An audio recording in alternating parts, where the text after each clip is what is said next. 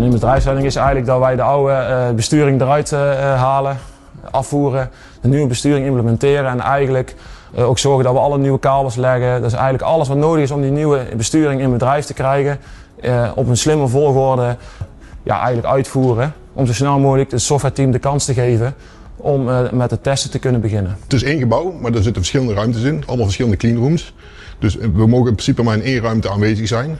Die lijn doen we ook, dus dat is de lijn die stilstaat. Dus die kunnen we helemaal afbreken en die gaan we naar de hand ook weer helemaal opbouwen. Dus eigenlijk, je moet zien, alle besturingssystemen die in die ruimte zitten in kastjes, klemmenkastjes, die gaan er allemaal uit. En er komen allemaal nieuwe spullen voor terug.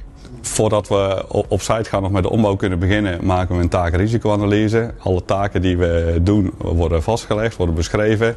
Welke risico's zijn daarbij en welke maatregelen nemen we om die risico's te reduceren. Als jij materialen bij een cleanroom in wilt sluizen, dan gaat een hele procedure aan vooraf. Het is niet zo dat je bij wijze van een pallet daar naar binnen schuift en dat je aan de gang kunt. Nee, alles moet van tevoren bekeken worden. Er mag geen organisch materiaal in zitten, alles uit de verpakkingen halen.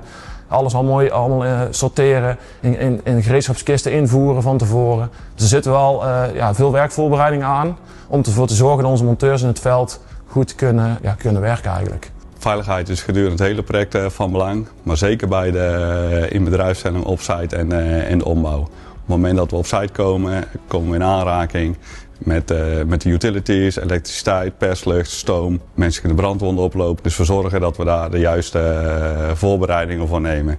Veiligstellen doet de klant, maar ook onze monteurs doen een slot op die installatie.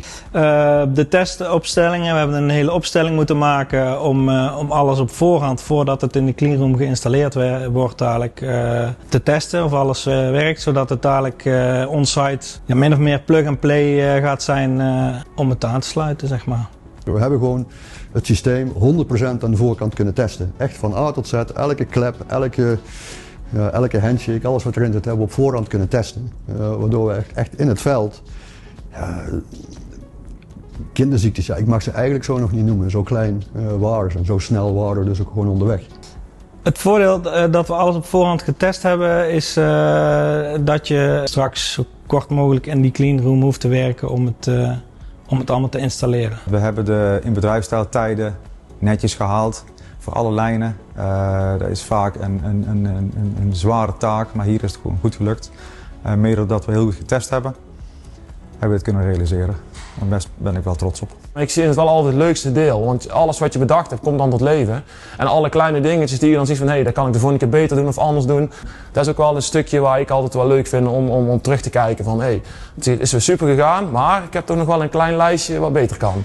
En dat is ook wel, denk ik, weer wat Actemium tekent. We zijn eigenlijk nooit tevreden, het kan altijd beter. Het meeste wat me bijblijft in het project is wel de efficiëntie die we moeten hanteren binnen het project. Het is voornamelijk de tijdsdruk die we hebben en er moet veel gebeuren. Dus door het feit dat je zo'n procesautomatisering hebt, zie je veel meer als wat je voorheen zag. En operators gaan daar ook weer op ageren. En we hebben als voorbeelden bij we al gezien hebben dat het zelfs tot in onze yield verbetering bracht, doordat we het stabiel konden krijgen. En er gaat niks boven een stabiel proces. Het allerbelangrijkste wat het voor veel mensen wel brengt is rust. En dat klinkt misschien heel raar als rust, maar de rust voor de operator die niet meer na hoeft te denken van wat was ik ook weer bezig? Want ze zijn vaak op verschillende posities bezig, verschillende lijnen bezig. En ze moeten bij de ene lijn moeten ze gaan steriliseren, dan moeten ze gaan reinigen. Hoe laat of wanneer kon dat ook alweer? Dit systeem zegt gewoon keurig netjes tegen ze. Dit is die volgende stap. Je weet het duurt zo lang, dus zo laat kun je hier terugkomen, kun je deze stap gaan zetten en hij vertelt precies tegen wat je moet doen. Dus de operator hoeft niet meer de hele dag bezig te zijn met continu die planning in zijn hoofd te houden, want het recept doet dat voor hem.